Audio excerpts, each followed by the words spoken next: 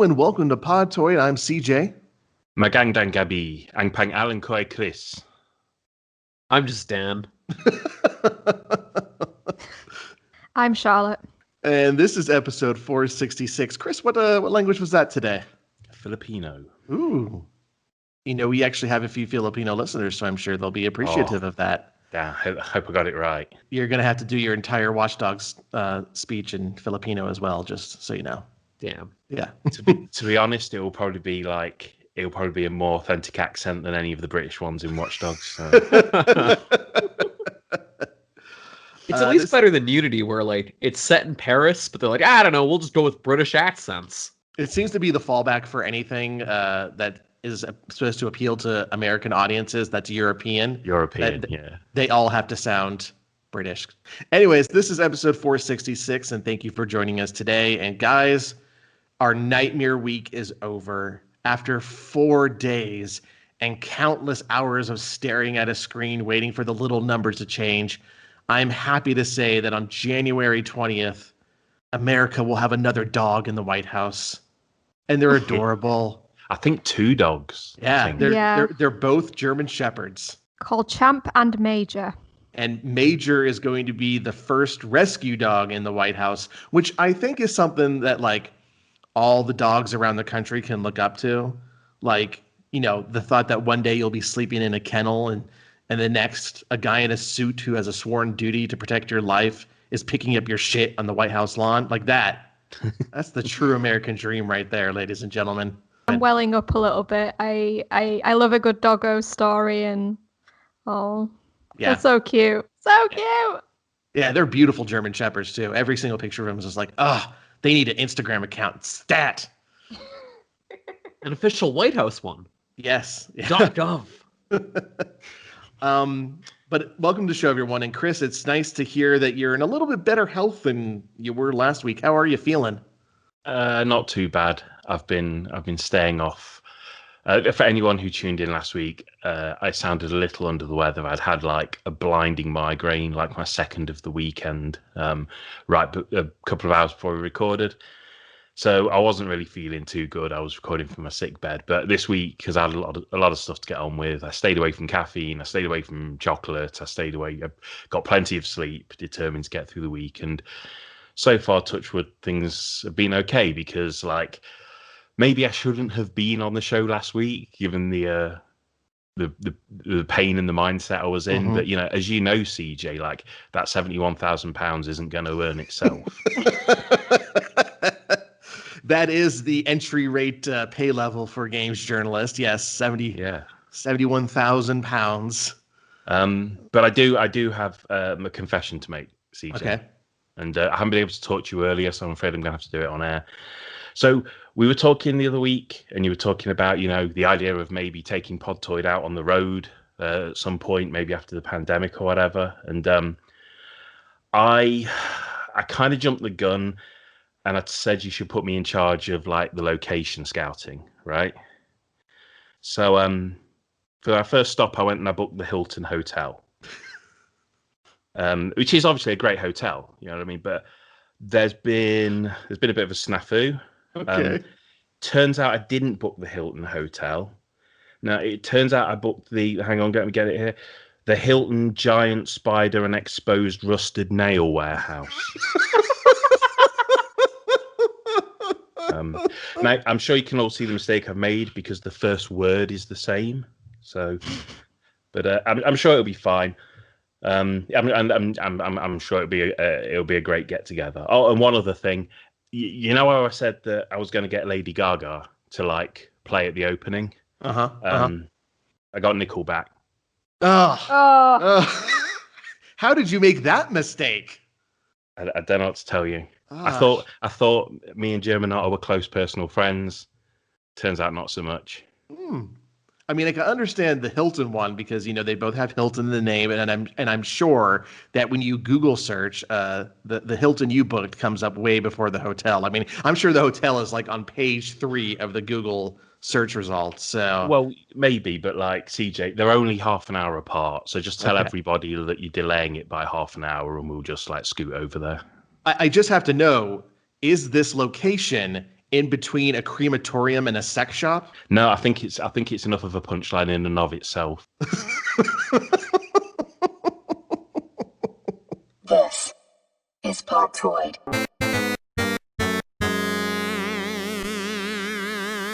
All right, let's go ahead and get talking about games, and we're going to start, Chris, with the game that we talked about earlier, Watch Dogs. Yeah, so I got my Watch Dogs Legion review up, and it's on the site. I paused then because I'd actually forgotten the name, because all of those Assassin's Creed have so many of those like one-word names after that it becomes like they all just fall under the same banner. Yeah, my review went up. It should be up on the site now, and it is an open world Ubisoft game.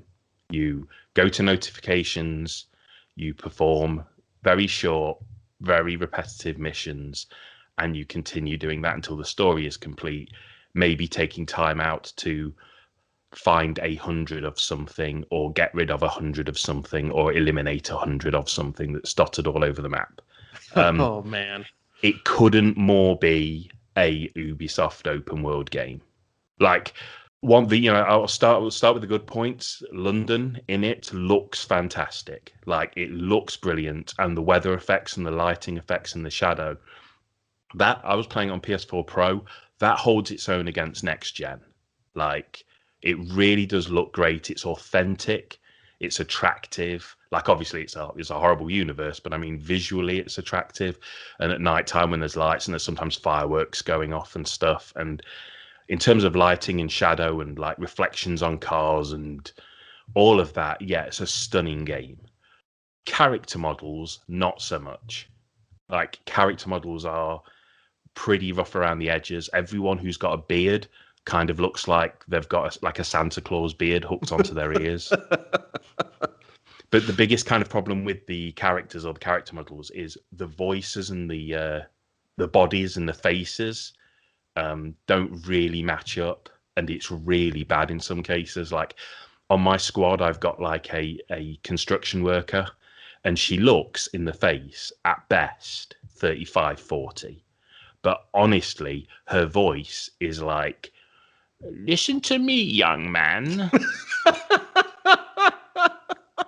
And the game's full of that.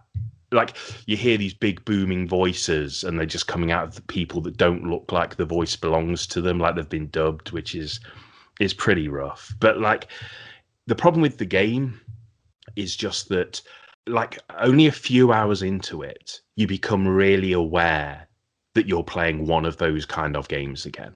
Like, you become very aware that you're getting the car, and then you're going to you meet the person who you meet tells you to go to a certain bit on the map that you haven't uncovered yet, so you uncover the bit on the map, and most of the missions fall under this really samey infiltrate, hack, escape plan. And that's what almost all of the missions are. Maybe there's an elimination in there, but it all comes to drive to the red area, or not the red area that you're not allowed in, stealth around it till you find the computer, do a couple of tile sliding puzzles, an alarm goes off, maybe get out of the building. And it's like that for 25 hours over and over again. Nope. Can't do it. Can't even imagine wanting to do it. How serious does the game take itself? Because I think what won me over with Watch Dogs 2 was just how likable the characters ended up being, and just how goofy it got. That's like a really important question. So I'm kind of glad you brought it up, because I talked about this in my review at length. The game doesn't have a singular protagonist. There's a few characters who are kind of in your ear, like saying, "Oh, we need to go and sort out the Millennium Tower. Freshen your drink, Governor." Oh, but all of the characters you play as are basically these NPCs that you recruit off the streets. Like, you talk to them and they say, "Oh, I just lost my job at this building, and they're not giving me my pension." And then you go and get their pension off the computers at the building, and then they go, "I'll join up with DedSec," and then that person becomes somebody who you can basically play as. And the idea is, all of these NPC characters that form your faction, your rebel faction, all have their own skills. So some of them are expert fighters because they're boxers. Some of them are gun experts and they bring their own weapons to the table. I had this high society lady who's got this sports car, so she can call that sports car up whenever she needs it. And it even goes as far as having like characters who are lawyers. And if one of your dudes gets arrested, you can get them back in the party quicker because you've got a lawyer on the team. The problem is you need like 3 people. You need like... Yeah. Because the moment you brought up gun expert, I was like, yeah, I'll probably just use a gun expert.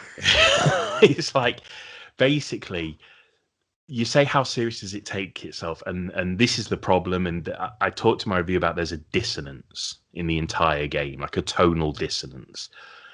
Saints Row has like tigers in cars and shit, right? And it has like dildo guns and stuff. Saints Row, They can do what they want because it's that kind of a game. Grand Theft Auto is so satirical, it's so real life turned up to 11 that when they do something a bit off the wall, even though Grand Theft Auto is violent, you're like, well, you know, I know it's violent, but look at the jokes they're making with the names of the stores, look at the jokes they're making on road signs or on the way people are dressed. You know, it's kind of a comic book. Watch Dogs has this attempt to be wacky and like kind of on and off. You can get an old lady into a bare knuckle boxing tournament and she can win. But also, it's about immigration, human trafficking, like murder, police brutality, and all of these things, fake news, all of these real world ripped from the headlines things, terrorist atrocities, bombings in the middle of London. But then also tries to have its cake and eat it by having the wacky stuff. And it doesn't work because it's so po-faced about its politics that it's then like, when it goes, but look, funny grandma, you're just like, yeah, I just found a load of immigrants who'd had their kidneys removed and sold. Jesus Christ. So it takes itself seriously, but at the same time, it wants to be fun. But it just doesn't earn the right to be fun because there's not enough satire in there. GTA is like, the world turned up to 11, but this is just like, what if London was a surveillance state? But then also tries to put kind of Saints Row style fun stuff in there, and it doesn't work. Throughout your journey through London, did you ever come across Aiden Pierce's iconic hat? No, but I think they're adding him in DLC, aren't they? Okay. Because if you remember, they said at the Ubisoft presser, the last one, they said, you all asked for it. Aiden Pierce is coming back, and like the whole internet was like, who asked for it? Believe it or not, there are Watch Dogs 1 fans. As someone who recently went to the subreddit just to chat something on Watch Dogs 2, there is a dedicated fan base for that game, and I don't know why. That blows my mind. Yeah.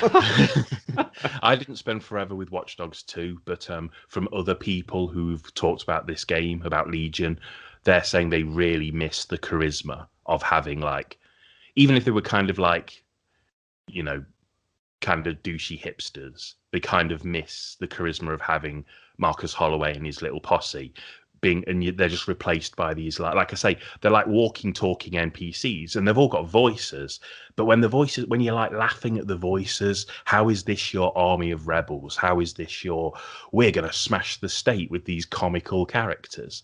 With this 30-year-old woman with an 80-year-old's voice, like that 100% sounds like it would have been a plot line on Seinfeld. Jerry dates a young woman with an old voice. But I got a clip of it just in case people think I was like exaggerating. I'll have to like put it under the article. If you go into the comments, maybe I'll put it in there. But that's the problem. Watch Dogs has got some really dark stuff going on that you can relate to and is worryingly plausible, and it really just drains the possibility of kind of fun out of the game. And on top of all of this, and this is kind of its main problem, it's one of those games again, and there's like if you're including games that aren't Ubisoft, there's like 90 of them. Yeah. And there's 3 of those games in the span of like a month and 2 weeks, because you're going to have Watchdog Legions, or you have Watchdog Legions. You're going to have Assassin's Creed Valhalla, and then you have someone help me. Gods and Monsters' new name is Immortals Phoenix Immortals, Rising? Yeah. Okay. Wow, yeah, I forgot all about that game. Yeah, that comes out the first week of December. So it's just 3 right in a row. And, I don't know for sure what Phoenix Immortals is going to be like. I did read Brett's review of Assassin's Creed already, so I know what that one's going to be like. But it's just like you have 3 of these in a row yet again. And, I just can't take too much of these checklist games. Like it was enough for me just to get through as much as I did of Ghost of Tsushima, but at least I enjoyed playing that game. I don't know if I can say the same about these. And then right after the Gods and whatever the hell game, Cyberpunk, which will be another open world thing. So, man. Yeah, like that's not getting delayed again. The thing is, like, I do like checklist style games, but it has to have something for me to sort of hang my hat on in terms of being interested in it. Like, I love Assassin's Creed Odyssey because I was interested in Cassandra, but it sounds like Watch Dogs Legion just falls because you've got no strong protagonist to encourage you to keep going through the checklist. And then if you can just see it's just a checklist, then it's really easy to lose interest, I think. So I think even people who do like these formulaic, go off and kill 100 of these enemies over and over again thing, if there's no strong story behind it, then it's really easy to just go on to the next one or go on to a different one. No, yeah, I'm really stoked as someone who's going to be playing that as my first Xbox Series X game and then adapting Moises' review. Probably playing a lot of it. So I'm real jazzed up right now. I don't deny, I said this in the review as well, I don't deny that I think the idea of like taking London and doing what they've done to it, this surveillance state idea, and then being like, you're going to rise up, you're going to find other people who are disenfranchised and you're all going to get together and take the city back. I think that's like a great idea. That's like, it's like kind of cool, do you know what I mean? And yeah. All these people from all these walks of life fighting against this oppression. But when the reality of that, and I'm not trying to be funny here, when the reality of that is just driving to buildings, going into cameras, hacking computers, and doing that, and then immediately being told in your ear, we know someone who can get you into Scotland Yard, and then you go and see that person, and they're like, go to this terminal and hack this, and you can get into Scotland Yard. It doesn't really feel like rebellion. It kind of just feels like being bossed around and doing kind of odd jobs. And whilst I think the idea of having an army of individually skilled operatives is a great idea, people said this when the first trailer came out. We all knew that it was going to be kind of a case of, okay, some of them have got some fun things going on, some like little things they do that none of the others do. But why be the hitman? Like, you can be a hitman. Why be the hitman when you can literally just be like a greengrocer who's just as capable at like taking down people in hand-to-hand combat? just smacking up fools with an old baguette. Like every character can walk up behind someone, press one button, and just like take them down, take them out stealthily. So why are you like, it might be best to use the hitman for this one? Just use the flower arranger. They can do it as well. Yeah, I think as someone who's about to probably be playing a lot of it, I think the key to really enjoying that game will be trying to find your own fun and just going out of your way to use ridiculous things and things of that nature. So. I said something funny in my review that I should also bring up here. That's just about the connection to characters you were talking about, Charlotte. The first character in the game that drew any kind of like real emotional resonance out of me was You Need the Evidence that's on this little spider bot, like a spider robot. And when you go to find it, it's broken because it was caught in an explosion. And you have to control it out of the building so you can pick it up. And it's like missing some legs and like squeaking as it walks, even though it's like a robot. And it's so sad. Like, it's so sad seeing this little broken spider robot doing its best to still be useful, that I was like, this is the most emotionally resonant any of these characters have been. Oh no. So, like I say, that seems a pretty negative review. The positives are it does look fantastic. The effects in it, the visual effects are really, really good. And if you like those games, you will enjoy filling out a few weekends or whatever playing through it. But you're not going to play it and be like, they've reinvigorated the genre, or play it and go, this is what the future of open world games are. You will just be like, here's another one of those games exactly as I remember them all. All right. Well, I look forward to it showing up on like Game Pass 3 years from now, and me just getting into it to see what London looks like and to see if I can find Richard Branson selling pro-London knickknacks on a bridge somewhere. I assume that's in the game. Or like selling the NHS, maybe. Yeah. Bridge doing that. Let's go ahead and move on to Charlotte. Charlotte, you dove into Dark Pictures Anthology Little Hope this past week. Mm-hmm. Yep. Trying to think where to start. I mean, I'm struggling to put my thoughts together today because I am actually the one who's in a little bit of pain recording today. But the reason I'm in pain is because I've just finished Ring Fit and it is whooping my ass at the moment. I feel like, because I've been doing a lot of ab stuff. I did ab stuff yesterday and I had to do ab stuff again today. I feel like somebody has put me in a trouser press and closed it. I am in so much pain in my stomach area. You know what the mistake you made was, Charlotte? Mm? You did some exercise. Like, yeah. If we just don't do exercise, we wouldn't have to worry about this kind of thing. Yeah, it's all downhill from here. Yeah. So I'll try to put my thoughts together in some sort of logical order. Okay. So this second game in the series of Dark Pictures is, I would say, quite a bit better than the first one. And I would go as far to say as a really solid is not even covering it. It's a 9 out of 10. It's a brilliant horror game. Nice. It's so Little Hope. It's really hard to talk about it. This is the thing. It's really hard to talk about it without spoiling a lot of it.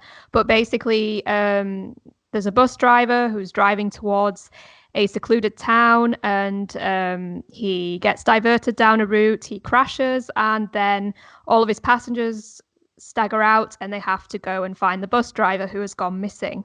And they end up getting diverted through towards this town called Little Hope, and they end up having to go to Little Hope because they can't go away from Little Hope. They keep getting dragged to sort of like head towards Little Hope. Like every time they try and circle back, they get pointed in that direction. So they have to go in that direction and sort of, investigate and find their way to the bus driver so they can get out of there and, get back to safety. Mm-hmm. So the reason it's so good, this is going to sound really odd, and I can't say which games because that would spoil it, but it borrows extremely heavily, in my opinion, from 2 very successful horror games. And because it somehow doesn't copy them, but it's very, very close in terms of themes and also enemy design. And because that's sort of a proven sort of formula, it just works well. It's just the track the story goes down, and also the enemy designs, they're just fantastic. So it's a spooky game. It involves witchcraft. It involves time travel. We talked a little bit last week about Dark Pictures, and it tries new things. Mm-hmm. It does do a bit of going back into the past, and it also explores older actors. You mostly play as teenagers, but there's also a couple of controllable characters who are in their 40s, and it covers demons, like inner demons, and getting past inner demons, and that's a theme that never really gets old in horror games, in my opinion, fighting your inner demons. Yeah. On a technical level, it's because we've started replaying Man of Medan as well, so that I've got a little bit of a comparison, because I last played Man of Medan about a year ago, so my memory was fading a bit.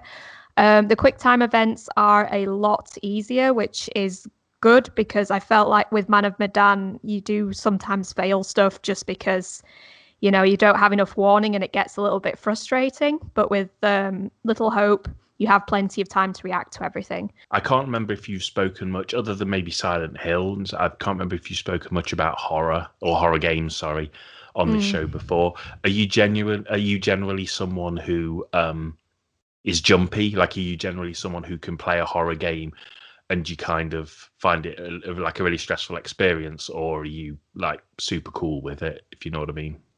Oh, it's weird because if it's full control of the character, I can't generally play horror games, but something like what Supermassive does is right down my alley because you have a bit of limited control. It's like you can control the character a little bit, but it's more along the lines of a choose your own adventure in a way because a lot of it is quick time events, and that I can handle. So I have played all of the Supermassive games in this sort of series except for I've played Until Dawn, Hidden Agenda, the two Dark Pictures games, and the only one I haven't played is the VR game. I think it's called Impatient. Yeah.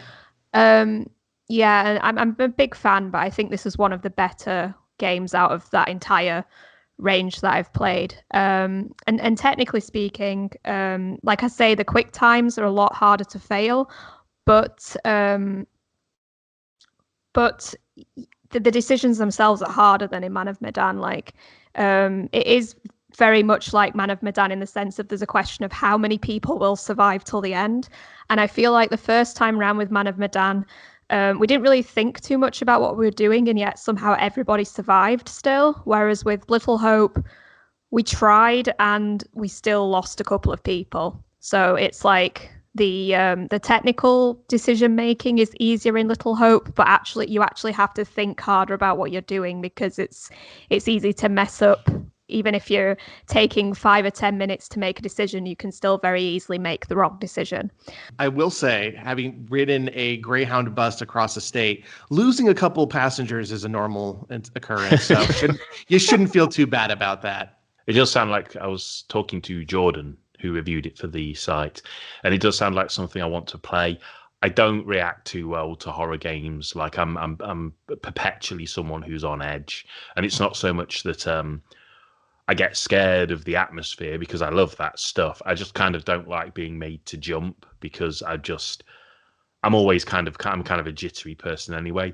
But Jordan was saying that he felt this game doesn't so much go down the kind of Twitch cheap scare horror game route and is a bit more about kind of dread and terror than it is about just something popping up in the camera to make you jump. Yeah, there are jump scares, but that's not the focus in Little Hope. Like it's hard to say what sort of games it like sort of not copies, but sort of takes inspiration from. But those games are very much about building terror and dread and sort of a melancholy feeling rather than, being shocked by stuff. It does. Maybe I have a slight criticism of the game as to why it's like a 9 out of 10 rather than a 10 out of 10 for me, is that it does retain some of the B-movie elements that Man of Medan has, which is generally good. But there are some decisions where I'm a bit like, this is weird, and like resulted in me and my partner who were playing it together just laughing at the game rather than being scared. Speaking of accents, for some bizarre reason, they decided that people from the 1680s in the US would speak like they were from the north of England today, with a little bit of a sort of higher speech, like a little bit posher speech, but like me and my boyfriend could perfectly understand everything that these people from the 1680s were saying, and yet all the American, like in the present day characters were like, I don't understand a word that this person is saying. We're like, what are you talking about? They're speaking standard English. My boyfriend, who's not a native English speaker, could understand perfectly well what they were saying. That's just a nitpick. I really loved it. It's a very short game, but you will want to replay it. I've already played it twice now, so definitely give it a go as soon as you can. It's really a standout horror game. All right, let's go ahead and wrap up with me. By the way, this is like the first time in a while that we've had 3 new games to talk about. I'm very excited about this show because I've been playing Bugsnax. This is the new game from Young Horses where you play as a journalist who sets out to interview Elizabeth Megafit. Elizabeth Megafig. Good God, their names in this game. About her discovery of the Bugsnax. So, yeah, you play as a grumpus, which is the name for the species of of people in this game, and they're all other grumpuses. And you set off to this island to go interview her, and then you immediately become stranded and find out that Lisbert has gone missing, and that without her, the residents of Snacksburg, which is the little colony they set up on the island, have all just kind of left for other parts of Snacktooth Island because she was the only one who knew how to catch Bugsnax. No one else bothered to learn. And so right away, you meet the town's mayor, Filbo, who is a wonderfully endearing character. And as I will hopefully make evident in this, the characters in this game are so goddamn good. But he asks you to help bring all of the residents back to town by catching Bugsnax. And so this is your basic gameplay loop for Bugsnax. It's a narrative-driven first-person puzzle game where you're supposed to go around the island, meet the inhabitants of the colony, and convince them to go back by completing a few set of tasks for them. And the tasks almost always involve catching Bugsnax. So you're given a set of tools that expands as you progress through the game, and you basically have to figure out how you catch the Bugsnax. You have a trap. The trap doesn't work for all of them. Some of them you have to use a net that you'll get. Actually, I think those are the only two. It's either the net or the trap, but you have to figure out how to get them either into the trap or stunned enough that you can catch them with your net. Some are really easy. Some will walk right into your trap, and you just have to close it once they're in there. Bada bing, bada boom. Others you have to like almost trick into being caught. For instance, bungers are Bugsnax that are hamburgers they literally just jump around going bunger, bunger, bunger, bunger, bunger, bunger. It's amazing. That if you bump into them, they will just like launch you up in the air. They're too big for your trap, so the only way to catch them is to make them run into something that knocks them back and makes them woozy. And the first bunger that you that you come across, the only other thing in the area that will do that is another bunger. So you're given this slingshot that allows you to fling sauces, and there are different sauces in the game. And so you fling ketchup at one bunger that makes the other bunger run into it, knocking it woozy, and then allowing you to catch it. And by the way, that's not really a spoiler because that's like the fifth Bugsnax you catch. So that's kind of what you're looking for here. It's like you have this you have a device called a snack scope that allows you to scan all of the Bugsnax, and it gives you like a 2-sentence or 1-sentence summary of them that kind of gives you a hint on how you're supposed to catch them. But mostly you're supposed to observe how they act and figure it out using common sense. I think it's a great idea for a game, but I don't think the gameplay is good enough to sustain the entirety of the campaign, which is only about 7.5 hours. Okay.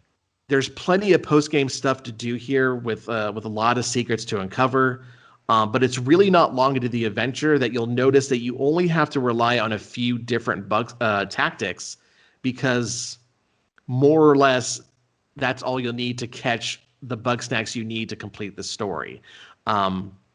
As you open up new areas, you'll start finding like reskins of Bugsnax. Like you'll have crapples, which are crab apples. The first ones you meet are red, but then a little bit later you meet green ones that are caught in the exact same manner.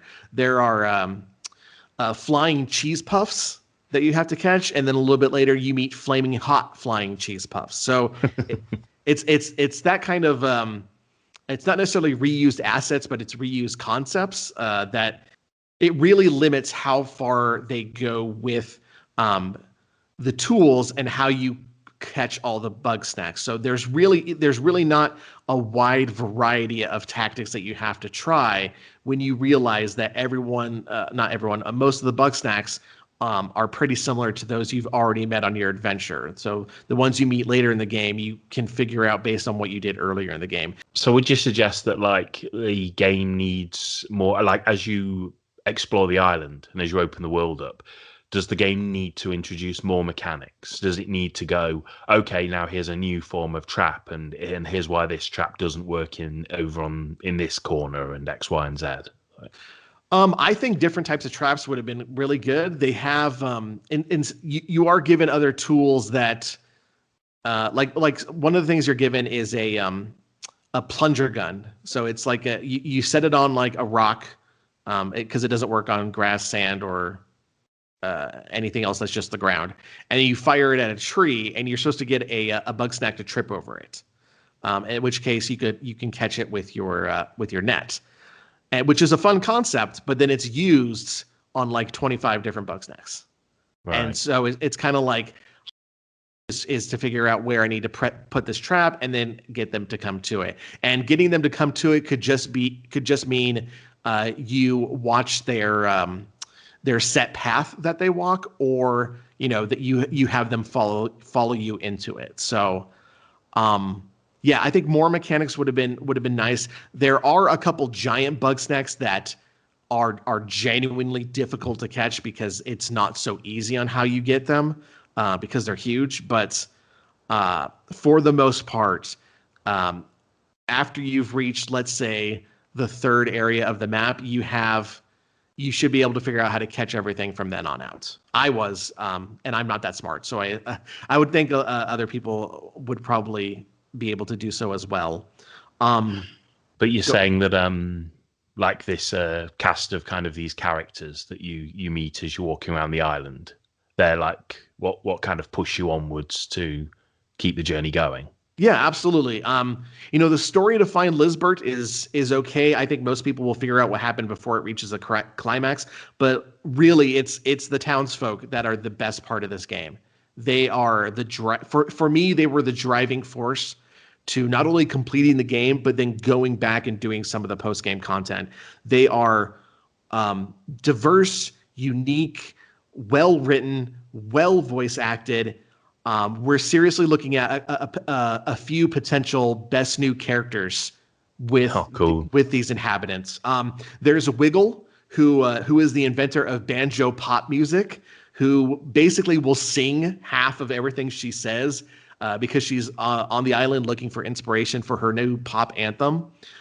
There's a guy named Gramble who, unlike the rest of the inhabitants, he doesn't want to eat Bugsnax. He wants to raise them as pets, as farm, or as he calls them, my kin. They're my kin. They're trying to eat my kin. It's really he's my favorite. He's so good. I love him so much. And this entire town is like in conflict. And as you play and complete the optional quests for each character that almost always revolve around catching more Bugsnax, you'll learn a great deal more about them. And really, I suggest everyone do that because it's the most interesting part of the whole shebang. It really is. And I have to say that I think the biggest hurdle Bugsnax might face is that it could be a victim of its own hype. Because, right out the gate, this was something a lot of people were looking forward to. Jeff Grubb changed his name to Grubsnax for like 2 fucking months on Twitter. So, there was just a ton of hype for it. And it's a fine game, but the gameplay is pretty darn one note, which is a shame because everything else in the game is a full verse. And if that doesn't make any sense, that's because that was one of the closing statements I used for my review, but ultimately deleted because I didn't like it. Okay, well, I've got some questions. Okay. What's the average calorie count on a Bugsnax? I think they actually tell you in the game. That's cool. The Bugsnax enjoy being eaten. Yes. Tell me about the skeletons in the desert. No. See, he's part of the plan, guys. I don't want to spoil any of the story because it is a narrative-driven game, but and I'm going to leave it at that. I don't want to spoil it. I don't want to spoil it because the narrative is like the key aspect of this game. So, I think that going free for PlayStation 5 owners who have PlayStation Plus is going to get this played by a lot more people than would have normally played it. I played it on a PlayStation 4, and I will say it plays just fine, but do know that the load times are a little long. It has to load between each of the areas that you go to, and the areas are pretty compact. On the PlayStation 4, it took between, I'd say, 20 to 25 seconds every time. Another Destructoid writer has been playing this on PC with a solid state drive, and I believe he said his load times were about 5 seconds. So hopefully that's what we can expect on next gen. Oh, also one last thing: every time you catch a Bugsnax, it will just say its name out of the PlayStation 4 controller speaker, like it's a Pokemon. So you'll hear a lot of Bunger, or Strabby. It's really great. Love it. Love it so much. Love that. Love that little touch. Why are all of your impressions high pitch, Guy? Because because that's what they are in the game. Well, actually, Okay. the bungers are actually bunger. So I just like saying that. Also, a bunger sounds delicious right now. Ah, god damn.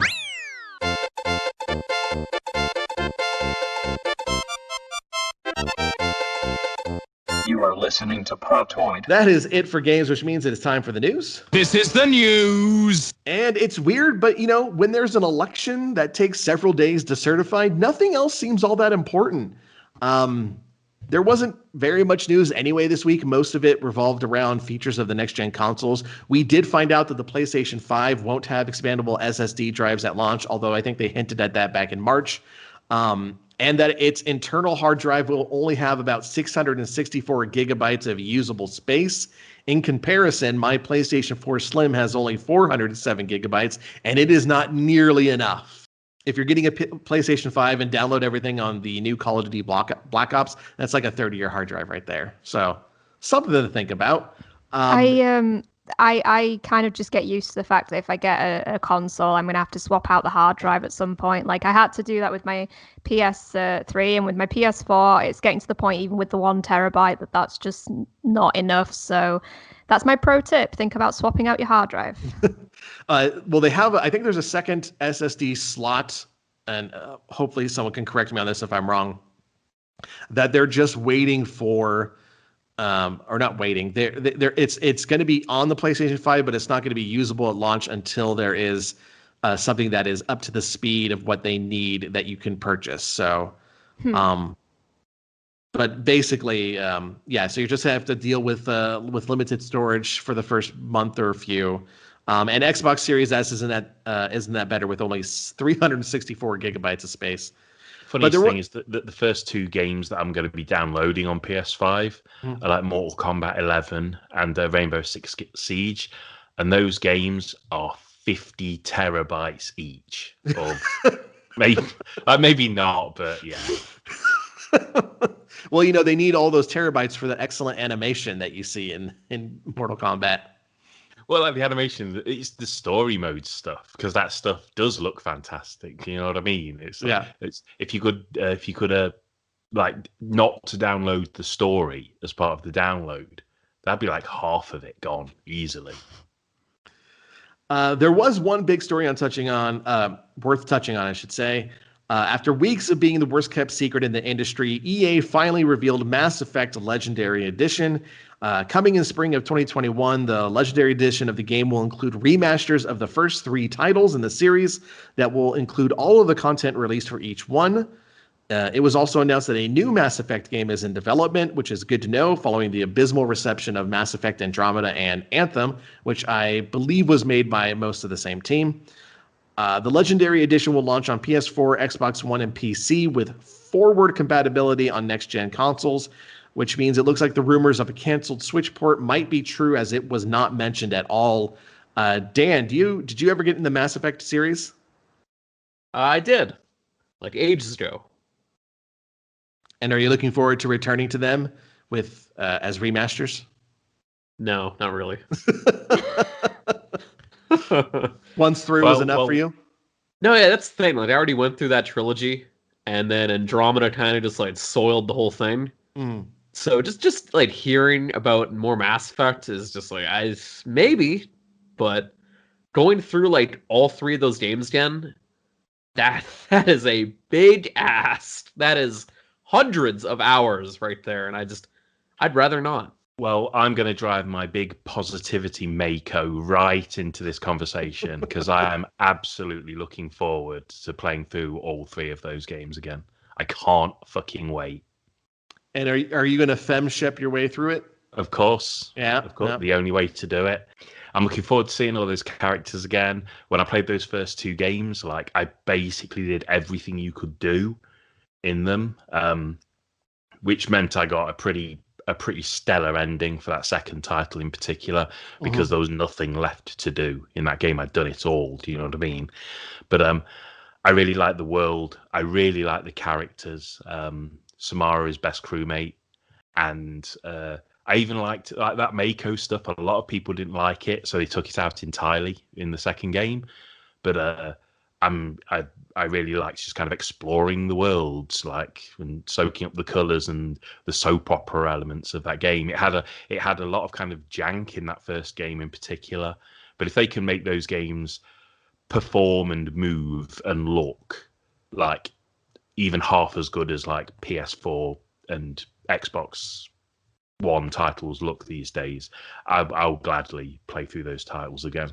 I will say it is a bit disappointing that it's not coming to Switch, though I understand this is probably a giant download on your PS4 and Xbox One. It's just that, if you have only been a Nintendo fan for the past few generations, the only game we ever got was Mass Effect 3. Like we never saw the first 2. That was so weird. Yeah. That they just like went, here's your Mass Effect 3. Sorry, you can't play the others. They released Mass Effect 3 on the Wii U the same month, if I'm not mistaken. They released the trilogy on the PlayStation, whatever Xbox was out at the time. I guess it was the third one if they're doing a remake now. 360 PS3. Yeah. Okay. So 360 PS3. So I think that was the kick in the giblets right there. That it was. We were only getting the third one, but like all the other console owners are getting all 3 of them together. Like, what the fuck? I think I'm going to be a bit of a dissenting voice here and say I'm looking forward to playing the Mass Effect trilogy at some point, but there's no real point in me buying this because I've got it sat on my PS3 untouched. So I may as well just switch on my PS3 and, well, not untouched. I played about 2 hours of Mass Effect 1 and I have no idea why I fell off it. I just do this. I just start playing a game and then I stop and then I never come back to it. So, and for me, it's like sometimes I would rather play the remaster. Like I say, Final Fantasy X, for some reason, I wanted to buy the remaster, and I can't really describe why. But with Mass Effect, for some reason, the fact that I've got the entire trilogy that I bought one Christmas sale, and I've just not touched it, I think I'd rather just, unless they make changes to it, so it's more like an enhanced remaster, then maybe. But otherwise, if it's literally just visuals and maybe a few extra trophies, then I think I may as well just boot up my PS3 and go back to it there. This idea of like buying it again or being excited again would have to be some sort of like built up from the ground sort of remake-esque kind of thing, which it won't be. It'll just be probably 4K remasters. Maybe they'll throw in ray tracing for puddles, things like that. I think that's why it's not coming to Switch. I get the impression this is going to be a maked up game and full of 4K resolution, all the buzzy kind of stuff, ray tracing, all that sort of stuff that just won't work on Switch is my hunch. I think they should put a sticker on the box that says ray tracing for puddles. I'd like that. There you go. Ray tracing for your space puddles. Well, the other thing is, like, I kind of touched upon it when I was saying my bit, but like Mass Effect 1, like, kind of ran like shit on console. I definitely did on 360. It was borderline awful in terms of like jank and frame rate and stuff like that. And I haven't played the PS3 version, and it was obviously a long time ago. But I'd almost be glad just to play Mass Effect 1 again and not kind of have it run like crap. I feel like I'm in the same boat with last week. No More Heroes and No More Heroes 2. It's just like, I have those games already. And they played fine on the old console, but it's just kind of like I want them to look better. I don't want it to be the fuzzy 480p anymore when I know how much better this can look in 1080p. So sometimes just getting onto stronger hardware is enough of a reason to dive back in, because having a better processor might eliminate some of the problems that it had with the original release. Yeah, I hear you, and like like I may have gone in kind of all in on this, but like we were talking earlier about Watch Dogs, and I was saying about how everyone's this kind of faceless NPC and the voices don't match and you don't really feel like any agency. Yeah. Like, I kind of need to nail that. Like, I kind of think in terms of Mass Effect and the characters and the party and the missions you do and the conversation, to me, and this is very much just a to me thing, I'm not suggesting that everyone should feel this way. Like, to me, Mass Effect 2 is the best you and a group of characters like video game that ever, like RPG that was ever made. Like, I honestly think that. I don't mean in terms of gameplay and playability, and I mean in terms of a group of people you give a shit about and you feel like are your friends and you want to go on missions with and you want to keep alive. And I've never felt like a digital comradeship with any party of video game characters than I did in Mass Effect 2. And that's why I'll gladly kind of play through those games again. Damn, put that shit on the box right there. Forget that sticker. That was very wonderfully passionate and actually makes me more interested in playing the games. Well, like I say, and that's not me saying Mass Effect 2 is the best RPG. It's not even the best, third person the shooting, and it's awful. Like, the combat's terrible. Do you know what I mean? But yeah, in terms of I spent more times just hanging around the Normandy, fucking chatting to everybody than I probably did like shooting aliens. Shooting aliens was the bit you basically had to push through in order to get to the next like cool bit of story or whatever. This is Podtoid. All right, that is it. We are just about out of time, but before we go, Chris, do we have a community shout out this week? Yes, we do. There's some birthdays last week. I hope I've remembered everyone. We had Flanks, we had Cloudman Sam, we had Dead Moon, our own Dead Moon, we had Disgruff, and we had myself. Yeah. And thanks to everyone who messaged me or DM'd me or posted a Q post about it. It was super cool, and it helped me get another decade off to a pleasant start.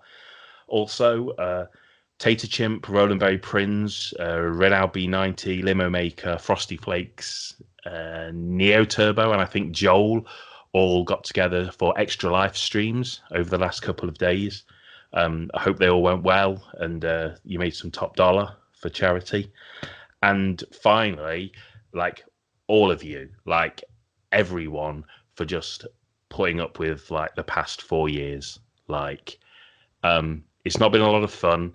And there's a lot of work ahead, but the first step's taken, and that's better than no step at all. Yeah, I really want to thank the whole community this week as well, because this has been a difficult fucking week of the election. And, as much as I wished everyone on the site agreed with me on politics, we know that's not true. And given how drawn out the process was, it could have caused tensions to boil over. So if you're rooting for the other guy, I'm not sorry he lost, but I know what defeat feels like.